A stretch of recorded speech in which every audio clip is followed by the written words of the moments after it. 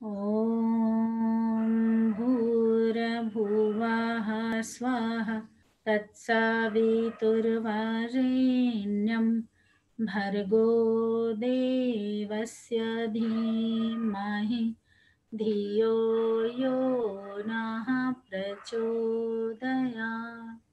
ॐ गुरुर्ब्रह्मा गुरुर्विष्णुः गुरुरेव महेश्वरः गुरुरेव परब्रह्म तस्मै श्री गुरवे नमः।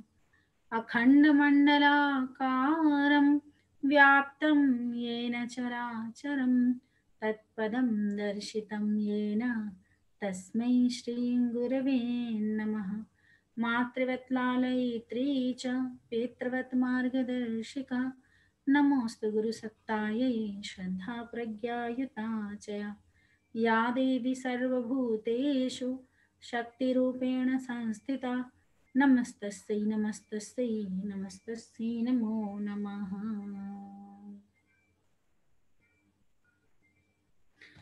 आज के इस कन्या कौशल शिविर के पंचम दिवस और ऑनलाइन शिविर से जुड़ी हुई सभी हमारी बहनों को, भाइयों को, जो भी भाई बहन हमसे जुड़े हुए हैं, आप सभी को प्रणाम। और आज के इस विशेष विषय पर आप सभी का बहुत बहुत स्वागत है, बहुत बहुत अभिनंदन। हम एक गीत सुनते हैं अपने मिशन में। चंदन से इस देश की माटी, तपोभूमि हर ग्राम हो, हर नारी देवी की प्रतिमा, बच्चा बच्चा राम हो। आप लोगों ने भी सुना होगा, है ना।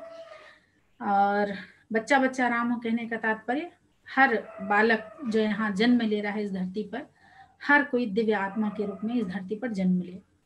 भाइयों बहनों, मनुष्य का जन्म लेना हो सकता है हम एक नैसर्गिक क्रिया समझते हैं, लेकिन मनुष्य का जन्म लेना इस पूरे संसार में, पूरे सृष्टि क्रम में एक अद्भुत घटना के रूप में घटित होती है।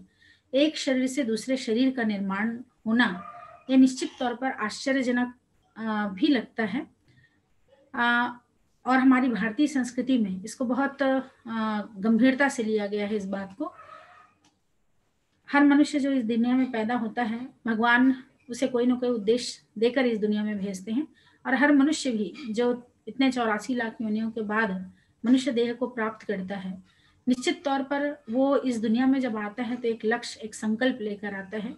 और भगवान उसे भेजते ही हैं कि जाइए इस दुनिया में, इस दुनिया की रक्षा कीजिए, जो बनाया गया है इतना सुंदर बगिया, उसकी देखभाल करें। इसके साथ साथ आप अपने जो भी जन्म लेता है प्राणी मनुष्य, वो अपने जीवन को इतना सार्थक कर ले, अपने व्यक्तित्व को इतना बेहतर बना ले कि नर से नारायण बन जाए। क्योंकि बाकी अन्य योनियों में इतनी समझ नहीं है, इतनी विवेक नहीं है कि वो अपने व्यक्तित्व का विकास कर सके, अपनी चेतना का विकास कर सके। सिर्फ मनुष्य ही है जिसे, वैसे तो बुद्धि बहुत सारे प्राणियों को मिली हुई है, लेकिन विवेक जो व्यक्ति को मिला हुआ है, इसके माध्यम से वो अपने व्यक्तित्व का सर्वांगीण विकास करे और अपने आप को नर से नारायण बनने की क्षमता मनुष्य कर सकता है पैदा, और नर से नारायण बन सकता है। ये प्रक्रिया हमारे भारतीय ऋषि मुनियों ने बताई है, और हमारे ऋषि मुनियों ने इस धरती पर जन्म लेने के बाद जो भी एक सहज स्वाभाविक हमारा जीवन का प्रक्रिया चलती है, उसके आगे भी इस देह को, अपने मनुष्य जीवन को कैसे सार्थक करें, इसके विषय में भी बहुत सारी बातें बताई हैं। धर्म अर्थ काम को प्राप्त करते हुए, इन चीजों की पूर्ति करते हुए मोक्ष तक कैसे जाएं, ये भी मानव जीवन में संभव है। लेकिन ये तभी संभव है जब व्यक्ति को अपने व्यक्तित्व का भान हो, अपने व्यक्तित्व को स्तर को ऊंचा ऊंचा बढ़ाने का भान हो। जब भी कोई व्यक्ति, किसी भी व्यक्ति का व्यक्तित्व, वैसे तो वो चाहे अपने जैसे जैसे वो सीखता जाता है, अपने व्यक्तित्व का विकास कर सकता है।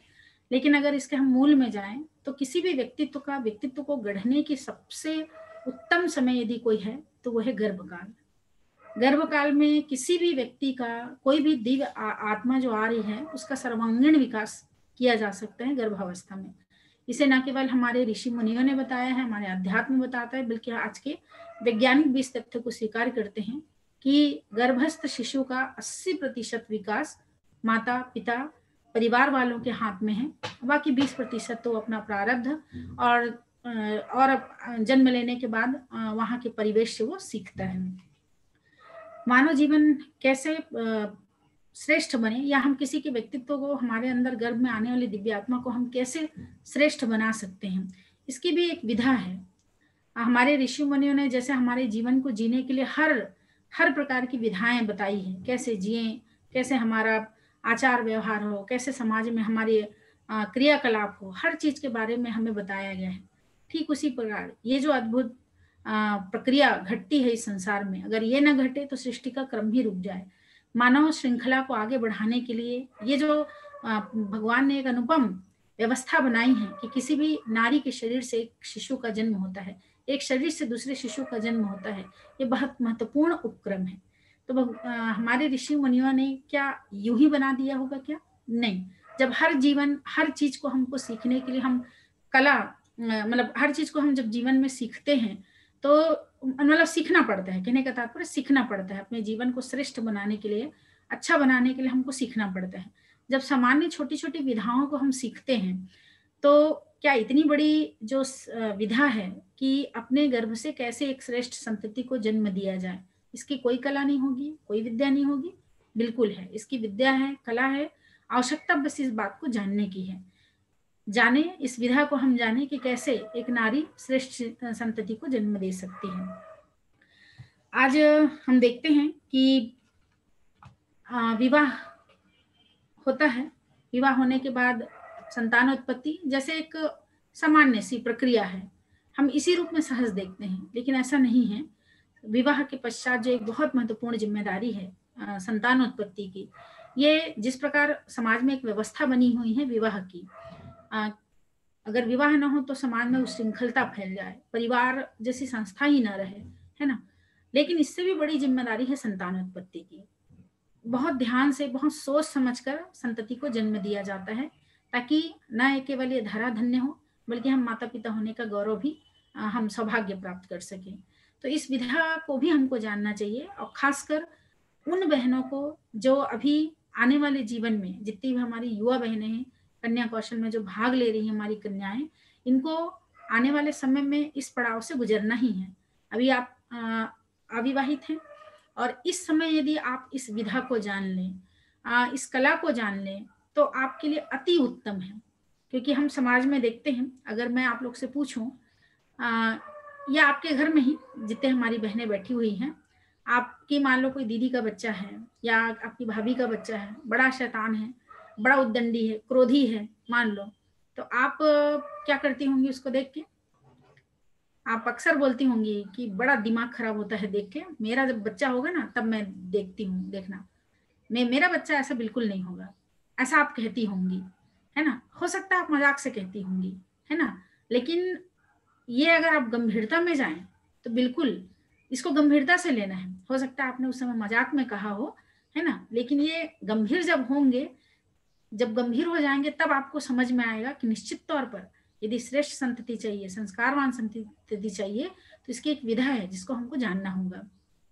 मैं कह रही थी कि जो हमारी युवा बहनें हैं, यदि इस ज्ञान को अभी से जान लें तो आप देखेंगे कि आने वाले समय में हमारी भारत भूमि को फिर से महान शक्तियों की आवश्यकता है। नारी जागरण के क्रम में आता है, नारी जागरण के क्रम में एक बात आती है कि नारी स्वयं के लिए जागे, नारी का समाज राष्ट्र के प्रति उत्तरदायित्व है, वो तो दूर की बात है, लेकिन अपने घर परिवार के निर्माण के साथ साथ श्रेष्ठ संतति उत्पादन के लिए भी नारी जागरण की आवश्यकता है। और आज का विषय इसलिए भी महत्वपूर्ण हो जाता है कि हमको आने वाले समय में महान नर रत्नों की आवश्यकता है, महान आत्माओं की आवश्यकता है। हमारे भारत भूमि को जो जगत गुरु के रूप में जाना जाता था, कैसे यहाँ पर ऐसी ऐसी माताएं हुई, ऐसे ऐसे महान नारियां हुई जो इस विधा को जानती थी, जो इस कला को जानती थी कि कैसे अपने गर्भ से श्रेष्ठ संतति को जन्म दिया जाए, कैसे ऋषि आत्मा को जन्म दिया जाए, कैसे महान आत्माओं को, सूर्य संतों को आवश्यकता दिया, जन्म दिया जाए। जिस समय जैसी आवश्यकता है वैसी आत्मा का अवतरण किया जाता था पहले, और इस विधा को वो जानती थी, है ना। आवश्यकता जब रावण के अत्याचार जब बढ़ गया तो राम के आने की आवश्यकता थी, जब कंस का अत्याचार बढ़ा तब कृष्ण के अवतरण की आवश्यकता थी। और समय के अनुसार जैसे इन अवतारों की आवश्यकता पड़ी और हमारी भारत देश की महान नारियों ने समय के अनुसार, समय परिस्थिति को देखते हुए वैसे संततियों को जन्म दिया, तो वो उस विधा को जानती थी, उस कला को जानती थी, इसलिए ऐसे शिशुओं का निर्माण होता चला गया, जन्म होता चला गया। तो हमारे भारत देश को इसलिए जगत गुरु के रूप में जाना जाता था कि यहाँ पर महान नारियों ने ऐसे चरित्रवान श्रेष्ठ महापुरुषों को, संत को, सूर को, शहीद को जन्म दिया, जिनके कारण आज हमारी भारतीय संस्कृति को जगत गुरु के रूप में जानते हैं। वर्तमान में यदि मैं कहूँ, आप लोग से पूछूं, क्या आज के जो संतति हैं, आज के जो बच्चे हैं, क्या आप संतुष्ट हैं? संतुष्ट हैं आज के बच्चों से? आप हाँ सर हाँ ना में भी लाएंगे तो मेरे को समझ में आ जाएगा। नहीं, क्यों नहीं है भाई? आज के बच्चे से क्यों खुश नहीं हैं आप लोग? आज के बच्चे तो बहुत बुद्धिमान हैं, इतने बुद्धिमान हैं कि हमको अभी जो आप मोबाइल चला रहे हैं ना, बहुत सारी ऐसी माताएं बैठी हैं जिनको आता नहीं था मोबाइल खोलना, जूम एप्लीकेशन से जुड़ना, लेकिन उनके बच्चों ने सिखाया है। सिखाया है कि नहीं? सिखाया है। आप तो डर के कारण मोबाइल लैपटॉप को छुएंगे नहीं, कि खोलेंगे नहीं कि कुछ गड़बड़ मत हो जाए, और बच्चे फटाफट खोल लेंगे, पूरा ऑपरेशन कर डालते हैं, तोड़ फोड़ के फिर से बना भी डालते हैं। मतलब बुद्धि के स्तर पर तो बच्चे इतने ज्यादा बहुत बुद्धिमान पैदा हो रहे हैं कि नहीं? शारीरिक शक्ति से भी कमजोर हो रहे हैं क्या? नहीं, छोटे छोटे बच्चों को देखिए, इतने शक्ति से भी बहुत स्फूर्तवान रहते हैं। और उनकी शक्ति का क्या कहें, छोटे छोटे बात पर आजकल इतनी ज्यादा वो सीख कर पैदा हो रहे हैं कि क्या कहें। छोटे छोटे बच्चे ऐसे ऐसे अपराध कर रहे हैं कि पैरों तले जमीन खिसक जाए। छोटी सी बच्ची सिर्फ एक बच्चे को सिर्फ इसलिए मारती है कि एक दिन में एक स्कूल में छुट्टी हो जाए। छोटे छोटे बच्चे स्कूल में इसलिए लड़ते हैं कि बात बात पर चाकूबाजी करते हैं, आप देखते होंगे, है ना? छोटे छोटे 10 साल के बच्चे टीवी में अश्लील फालतू फिल्में देखकर 9 साल की बच्ची का रेप करते हैं। मतलब आश्चर्यजनक घटनाएं घट रही हैं। शायद रावण और कंस भी देखें तो शर्मा जाए, ऐसे ऐसे हरकतें आज छोटे छोटे बच्चों के माध्यम से हो रही हैं। क्यों? इसलिए कि इन बच्चों को शायद जहां से संस्कार मिलना चाहिए वहां से नहीं मिल पा रहा है। तो आज के जो बच्चे जन्म ले रहे हैं, निश्चित तौर पर बुद्धि से बहुत तेज, शारीरिक शक्ति से तेज, लेकिन संस्कारों की कमी है। हम इस बात को बिल्कुल स्वीकार करते होंगे, हम सभी स्वीकार करते हैं कि जैसे बच्चे आज की पीढ़ी में चाहिए वो नहीं है। आज व्यक्ति बुद्धि बल पर कहां से कहां जा रहा है। और ये केवल हम छोटे बच्चों की बात नहीं कर रहे, युवा वर्गों को भी देख लीजिए। समाज में जितनी भी घटनाएं घटती हैं उसके पीछे कोई बुजुर्ग लोग नहीं होते हैं, युवा लोग ही होते हैं, है ना? अक्सर कहीं पर भी जो भी घटनाएं घटती हैं, चाहे बैंक में डकैती हो, चोरी चकारी हो, कहीं पर दंगे हो रहे हो, सब में युवा शक्ति नजर आती है। संस्कारों की कमी। आप लोगों ने एक घटना दिल्ली के आप लोगों ने देखी होगी टीवी पर, एक जो एक व्यक्ति था, उसने उसकी माँ को पैरालिसिस हो गया था और न्यूज आया कि एक महिला छत से कूदकर मर गई, सुसाइड कर लिया। तो पहले तो लोगों ने सुसाइड केस समझा उसको, लेकिन बाद में जब पुलिस ने सर्च किया पता चला कि महिला तो पैरालिसिस थी, वो कैसे छत में जा सकती है, कैसे कूद सकती है। फिर जांच बैठी और जो बिल्डिंग में सीसीटीवी कैमरा लगा रहता है उसमें देखा गया कि उसका जवान बेटा है ना, शादीशुदा संभवतः था वो अपनी माँ को इस तरीके से पकड़ के एकदम घसीट के उठाते उठाते बिल्कुल मेहनत करके उठा के छत ले गया, वो दिखा सीसीटीवी में, और वहां से उसने अपनी माँ को गिरा दिया था। क्यों? क्योंकि वो अपनी माँ की सेवा नहीं कर सकता, पैरालिसिस है, उसको देखभाल नहीं कर सकता। मतलब आदमी किस प्रकार संस्कार विहीन होते जा रहा है, संवेदना विहीन होते जा रहा है। बहुत सोचने की जरूरत है और प्रश्नवाचक चिन्ह है हमारे सामने कि आने वाली पीढ़ी कैसे रहेगी। आज छोटे छोटे बच्चों को जब इस प्रकार के कांड करते हुए देखते हैं तो बड़ी पीड़ा होती है, और भविष्य की जब कल्पना करते हैं तो बड़ा भयानक स्थिति दिखाई देती है। बहनों, निश्चित तौर पर आने वाले समय में हमको महान आत्माओं की आवश्यकता है, महान नर नारियों की आवश्यकता है, फिर से ऋषि मुनियों की आवश्यकता है, दिव्य आत्माओं की आवश्यकता है। और शायद आपको जानकारी में हो कि आने वाला समय बहुत ही बेहतर और सुखद होने वाला है। 21वीं सदी आ रही है, सतयुग आ रहे हैं ऐसा कहते हैं, लेकिन इसके लिए ऐसी आत्माओं की भी आवश्यकता है। और आप पढ़ेंगे जब हमारे ऋषि मुनियों की किताबों को तो आपको जानने मिलेगा कि ये ऋषि आत्माएं लालायित हैं धरती पर आने के लिए, दिव्य आत्माएं लालायित है धरती पर आने के लिए। आवश्यकता है उनको ऐसे गर्भ की, ऐसे माता पिता की, ताकि वो इस धरती पर जन्म ले सके। तो बहनों, आप सब जो हमारी युवा बहनें हैं जो कल को इस प्रक्रिया से गुजरेंगी, उनके लिए बड़ा एक उत्तरदायित्व है और एक जिम्मेदारी है, एक सामाजिक जिम्मेदारी है कि हम समाज में एक श्रेष्ठ संतति को जन्म दें, महान आत्माओं को हम जन्म दें। तो इसकी भी, जैसा कि मैं बार बार कह रही हूँ, इसकी भी एक कला है। हम छोटा सा एक सिलाई भी करना है, हमको कढ़ाई करना है तो हम सीखते हैं। बिना सीखे अगर हम करेंगे उस काम को तो शायद उतना परफेक्शन ना आए, लेकिन जब हम सीख लेते हैं तो बहुत परफेक्ट तरीके से उस काम को करते हैं। तो जब हमारे माध्यम से इतना बड़ा इस धरती पर इतना श्रेष्ठ कार्य संपादित होता है कि एक स्त्री अपने गर्भ से एक जीते जागते मनुष्य को जन्म देती है, ये छोटी मोटी बात नहीं बल्कि बहुत बड़ी बात है। तो इस विधा को भी हमको जानना चाहिए। आज चूंकि हमारी माताएं, पहले की माताएं जानती थी, आज की माताएं या आज हम सबको ये ज्ञान न होने के कारण ही जैसे पाए वैसे बच्चे समाज में उत्पन्न हो रहे हैं, और जिसका दंश न केवल हम भोग रहे हैं बल्कि हमारा समाज भी भोग रहे हैं। और आने वाले समय में यदि ऐसे ही बाढ़ आती रही, ऐसे क्रोधी व्यक्तियों की, ऐसे कुकर्मी व्यक्तियों की, कामातुर शिष्यों की, तो पता नहीं आने वाला समय कैसा होगा। तो हमको आने वाले समय को श्रेष्ठ बनाना है, और जो दिव्य आत्माएं लालायित हैं इस धरती पर आने के लिए, उसके लिए हमको अपने आप को योग्य बनाना है।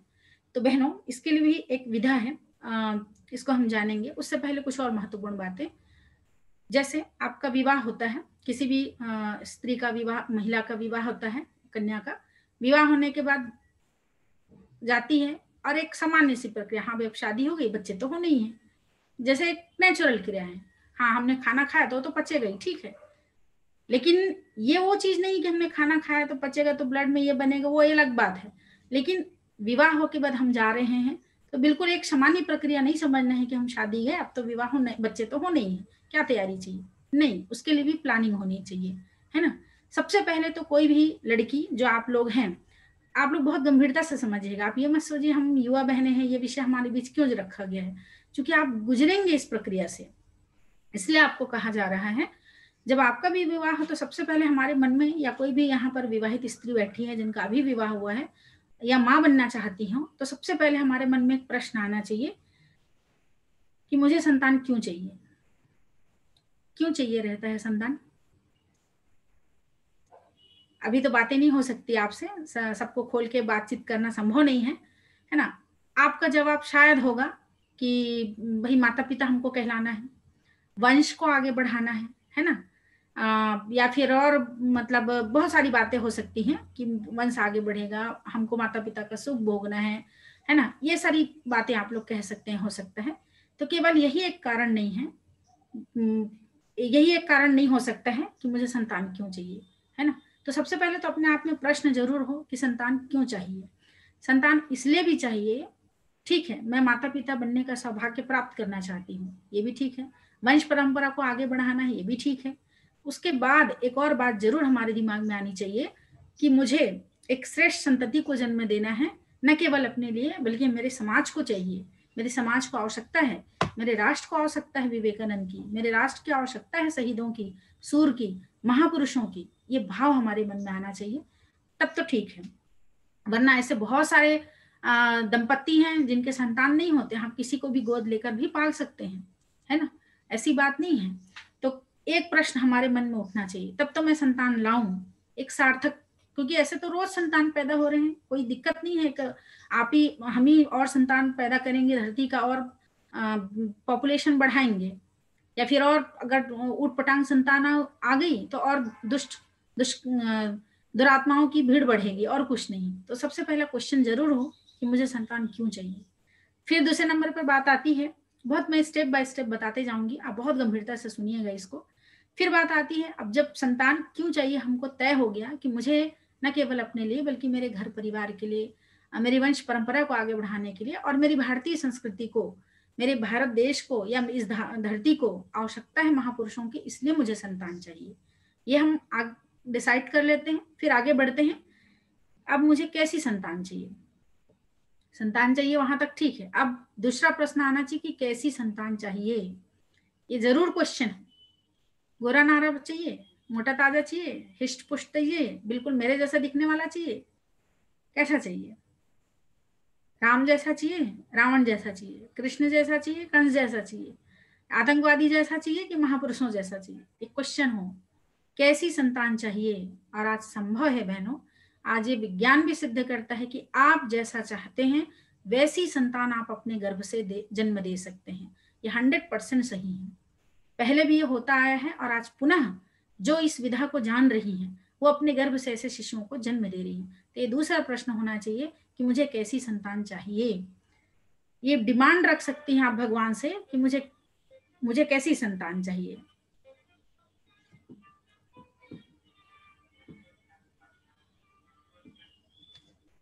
तो ये दूसरा प्रश्न हो कि मुझे अपने आप से प्रश्न हो और आप निकालें कि मुझे ऐसी संतान चाहिए।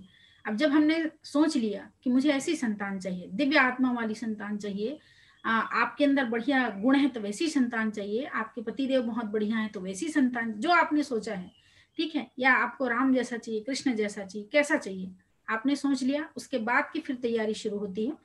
संतान क्यों चाहिए, कैसी चाहिए। अब जैसी संतान चाहिए उसके अनुरूप तैयारी की आवश्यकता है। पहले तैयारी की जाती थी, आज भी प्लानिंग करते हैं ना। पहले अभी शहर के जो लोग हैं हमारे, दोनों यदि नौकरी पेशा हैं भाई बहन, तो वो प्लानिंग करते हैं कि हमको कैसी संतान लाने से पहले प्लानिंग। तो कैसी प्लानिंग, अपने आर्थिक स्थिति को मजबूत करेंगे, या अभी दोनों नौकरी कर रहे हैं तो नहीं अभी झंझट नहीं पालना है, अभी थोड़ा ये करना है वो करना है, ऐसा टाइप से वो अलग तरीके से उनकी प्लानिंग होती है। हम जो प्लानिंग की बात करी वो अलग तरीके से है, वो भी ठीक है अपनी जगह, लेकिन और अलग टाइप की तैयारी चाहिए। जैसी संतान चाहिए वैसी हमारी तैयारी भी होनी चाहिए। तैयारी मुख्यतः किन स्तरों पर होगी ये भी आप समझते हुए चलेंगे। इसके पहले मैं कहना चाहूंगी कि ये परम सौभाग्य है। कोई भी स्त्री को यदि मातृत्व का सुख मिलता है या वो माँ बन सकती है तो ये उनके जीवन का सबसे बड़ा सौभाग्य होता है। या किसी भी नारी के किसी भी स्त्री के जीवन में सबसे ये दिव्य क्षण होता है, उसके खुशी का क्षण होता है, सौभाग्य प्राप्ति का क्षण होता है संतान को जन्म देना, है ना। तो ये परम सौभाग्य है और इस सौभाग्य को आप और परम सौभाग्य बना सकती हैं श्रेष्ठ संतति को जन्म देकर। और यदि कुमार्गी कुसंस्कारी जन्म ले लिया तो ये जो भगवान की तरफ से इतना अनुपम जो किसी भी नारी को अनुदान प्राप्त होता है, वरदान प्राप्त होता है, ये दुर्भाग्य में बदल सकता है ना। तो इसका ध्यान रखें कि हमको जैसी संतान चाहिए वैसी अब तैयारी चाहिए। तो तैयारी में क्या क्या चाहिए, सबसे पहले अपने शरीर की तैयारी चाहिए, है ना। अपने आप को बढ़िया स्ट्रांग बना लें, हमारे शरीर में किसी प्रकार का कोई रोग ना हो, क्योंकि शरीर यदि रोगी है तो आपके शरीर में वैसे ही जो अंडाणु है या जो भी हमारे रज तत्व है वो वैसा ही निर्मित होगा। तो अपने शरीर को स्वस्थ बनाएं, किसी प्रकार का कोई रोग है उसका चेकअप कराएं, ठीक कराएं अपने आप को, पूरी तरह शारीरिक रूप से आप स्वस्थ रहें, है ना। ये शारीरिक तैयारी भी जरूरत है। तैयारी मैं इसलिए कह रही हूँ क्योंकि आप देखे होंगे, आप पढ़े होंगे या आपने टीवी रामायण में देखा होगा, जब कृष्ण को प्रद्युम्न को जन्म देना था तो भगवान कृष्ण ने, माता रुक्मणी ने तपस्या की, साधना की, उसके बाद उन्होंने प्रद्युम्न को जन्म दिया। राम जी को जन्म देना था तो दशरथ जी ने, कौशल्या ने वर्षों तपस्या की, तब उन्होंने राम जी को जन्म दिया। ऐसे बहुत सारे उदाहरण देखने मिलेंगे। कार्तिकेय को भी जन्म देना था तो शिव शक्ति ने साधना की, आराधना की। जब देवताओं को संतान प्राप्ति करने, संतान लाने से पूर्व साधना आराधना की जरूरत है, तैयारी की जरूरत है, तो हम कहाँ हैं, हमें कितनी तपस्या, हमें कितनी साधना, कितनी अपने आप को शरीर से मन से तैयारी करने की आवश्यकता है, हम कल्पना कर सकते हैं। तो इसीलिए कहा जा रहा है कि हम पहले अपने आप को हर तरीके से अपने आप को तैयार करें। तो एक तो हो गई शारीरिक, जिसमें अपने आप को स्वस्थ बनाए, अपने खान पान का विशेष ध्यान रखें। विशेष आप पहले से तैयारी शुरू करिए। 4 महीना बाद यदि आपको संतान को लाना है अपने गर्भ में तो आप, वैसे तो साल भर तैयारी चाहिए, लेकिन उतना भी नहीं हो रहा है तो कम से कम 2-3 महीना तो तैयारी करिए ही। खान पान में विशेष विशेष विशेष ध्यान दीजिए। आपका खान पान सात्विक हो जाना चाहिए, कम मिर्च मसाले होने चाहिए, क्योंकि आपके खाने से, आप जब भोजन करती हैं वो पचता है तो उससे बहुत सारी चीजें बनती हैं, है ना। हमारे शरीर में रक्त बनता है, मेजू मज्जा, जो भी चीजें हमारी अस्थि सब बनती हैं। और अंत ये बनते बनते जब उसका रस निकलता है तो आपके शरीर में, भाइयों के शरीर में वीर्य के रूप में, है ना, और महिलाओं के शरीर में रज के रूप में वो दिव्य चीजें बनती हैं। तो आपका यदि अन्न शुद्ध है तब तो शुद्ध रहेगा, आपके शरीर का वो तत्व भी शुद्ध रहेगा जिससे शिशु का निर्माण होना है। अरे अगर उसी में विकृति आ जाए, इसलिए कहा जाता है ना, जैसा खाए अन्न वैसा बने मन। तो वो जो रक्त बनता है, आपके शरीर में जो तत्व बनेगा उसमें भी शुद्धता आएगी आपके खान पान से। तो खान पान की शुद्धता का हम ध्यान रखें, ये बहुत भीतर तक असर छोड़ता है, बहुत भीतर तक। इसलिए विशेष आवश्यकता है कि हम अपने खान पान की शुद्धि करें, अपनी दिनचर्या को ठीक कर लें, अपने एक व्यवस्थित दिनचर्या बना लें। 8 बजे उठते हैं तो बंद करें अपने उस अस्त व्यस्त दिनचर्या को बंद करें। ऊट पटांग हम खाते पीते हैं, बाहर खाते पीते हैं, उसको हम बंद कर लें, क्योंकि शरीर को सबसे पहले शुद्ध करना आवश्यक है। आपका अन्नमय कोश को शुद्ध होना आवश्यक है। तो खान पान की शुद्धता। फिर बात आती है मन के स्तर की तैयारी। आपका मन शुद्ध हो, आपके मन में दिव्य विचार हो, आपका मन अच्छा बने, आपके मन में हर प्रकार का सात्विकता हो, सकारात्मक चिंतन हो। मन को अच्छा बनाने के लिए आप तैयारी करें, स्वाध्याय करें, सच्चिंतन करें, सत्संग करें। ये सारी चीजें मन के स्तर पर तैयारी होनी आवश्यक है। फिर बात आती है अपने आप को आध्यात्मिक स्तर पर भी हम श्रेष्ठ बनाएं, अपने अंदर दिव्य गुणों की स्थापना करें, दैवी गुणों की स्थापना करें, भगवान की पूजा आराधना में अपना समय लगाएं और मन को श्रेष्ठ विचारों से भरें। फिर एक सामाजिक तैयारी की भी बात आती है। मैं चाहती हूँ कि मेरा बेटा सबसे प्रेम करने वाला हो, मैं चाहती हूँ कि मेरा बेटा हंसमुख हो, मैं चाहती हूँ कि मेरा बेटा उसके अंदर दया का भाव ना हो। अगर आपके अंदर दया का भाव नहीं है, आप क्रूर कर्म करते हैं, मान लो हिंसा करते हैं, तो ये कैसे संभव है कि आपके आने वाला संतति भी वैसे ही विचार का हो? संभव ही नहीं है। तो मैं जैसा चाहती हूँ मेरा बेटा ऐसा ऐसा हो, या मेरी संतान मेरी ऐसे ऐसी हो, तो वो सारे गुणों की आवश्यकता अपने अंदर लाने की आवश्यकता है। मेरे अंदर दया का भाव आए, सहानुभूति का भाव आए, सबसे प्रेम करने का भाव आए, पूरी विश्व वसुधा को एक समान देखने का भाव आए, घर में भी सदस्य हैं तो सहकारिता का भाव आए। मतलब जो जो दिव्य गुण जो एक व्यक्ति को देवता के रूप में प्रतिष्ठित कर देती है, वो सारे गुण मेरे भीतर भी आने आवश्यक हैं, तभी मेरा संतति भी वैसे ही होगा। तो अपने आप को इस स्तर की भी तैयारी हमको जरूरत है ना। तो इतनी तैयारी हमको आवश्यक है। इस तैयारी के बाद ही फिर एक और तैयारी की आवश्यकता है। अब जब कंसेप्शन का समय आता है, मिलने का समय आता है स्त्री और पुरुष का, उस समय भी कुछ बातों को ध्यान में रखने की परम आवश्यकता है। जैसे कि समय की आवश्यकता है। आप गर्मियों के दिन में धान नहीं उगा सकते हैं, आप बारिश के दिन में गेहूं नहीं उगा सकते हैं, हर चीज का एक समय होता है। ठीक उसी प्रकार यदि हमको अपने गर्भ में श्रेष्ठ आत्मा को लाना है तो कुछ दिन तिथियां हैं, इसका भी ध्यान रखना बहुत जरूरी है। सबसे पहले तो अपने जैसे कि होता है ना, किसी भी जमीन में किसी भी आप बीज को नहीं उगा सकते हैं, पहले उस जगह जमीन की शुद्धि होती है, साफ सफाई होती है ना। उस भूमि को भी उर्वर बनाने की आवश्यकता है ताकि वहां पर बीज उत्पन्न हो सके, बीज से अंकुरण उठ सके। फिर जो बीज आपका है उसकी भी श्रेष्ठ होनी चाहिए। तो पहले समय का ध्यान रखें। कुछ समय है जिस समय स्त्री पुरुष नहीं मिले, क्योंकि ऐसे समय में मिलने से और उस समय का जो संतति यदि ठहर जाता है गर्भ में तो फिर दुष्ट दुराचारी होता है। जैसे कि कुछ दिन तिथियां हैं, अष्टमी है, त्रयोदशी है, अमावस्या है, एकादशी है, चतुर्दशी है, आपका जन्मदिन है, पति का जन्मदिन है, कोई पर्व है, त्योहार है ना, दीपावली और खास खास चीजें हैं, अमावस्या, ये सारी चीजें हैं, इस समय बिल्कुल भी वर्जित है। कहते हैं कि रावण को उत्पन्न जब करना था तो उनकी माँ केतकी ने संध्या काल का समय चुना था। संध्या काल पूजन अर्चन का समय होता है, ब्रह्म मुहूर्त का समय है, संध्या काल का समय है। इस समय भी मिलना बिल्कुल ही वर्जित है। जिस प्रकार शुभ समयों पर श्रेष्ठ आत्माएं विचरण करती हैं, उसी प्रकार ऐसे जब ब्रह्म मुहूर्त का समय है, संध्या काल का समय है, ऐसे समय पर दिव्य शक्तियां विचरण करते रहती हैं। तो जो श्रेष्ठ कार्य करता है उनके साथ वो दिव्य शक्तियां रहती हैं, लेकिन जो गलत कार्य करता है उनके साथ और कई प्रकार की योनियां हैं जो उनके साथ चिपक जाती हैं। आप पढ़ेंगे डाकिनी शाकिनी, आप देखते हैं ना भगवान शिव की बारात में कितने सारे हैं, देवदानव और कई प्रकार की योनियां उनके साथ चलते रहती हैं। तो ये जो बुरी आत्माएं हैं, बुरी योनियां हैं, वो उस समय चिपकती हैं लोगों के साथ जो व्यर्थ के काम करते रहते हैं उनके साथ। तो समय का भी विशिष्ट ध्यान होना चाहिए।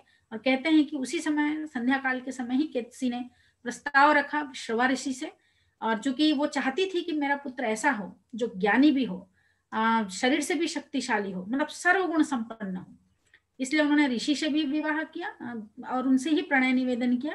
ऋषि जैसा ज्ञान रावण के पास था, आप सभी जानते हैं, बहुत वेदों का ज्ञाता था, कई सारी रचनाएं उसने की, कहते हैं उसके जैसा ब्राह्मण न हुआ है न भविष्य में कभी हो सकता है, हर कला में पारंगत था। लेकिन केतसी चूंकि राक्षसी थी तो उसका भी गुण उसमें था, राक्षसों में भी उसके समान कोई राक्षस नहीं था। तो कहने का तात्पर्य है कि समय का विशेष ध्यान होना चाहिए। इसके लिए जैसा कि हमने बताया अमावस्या, एकादशी, पूर्णिमा, एक त्रयोदशी, चतुर्दशी इसमें वर्जित है।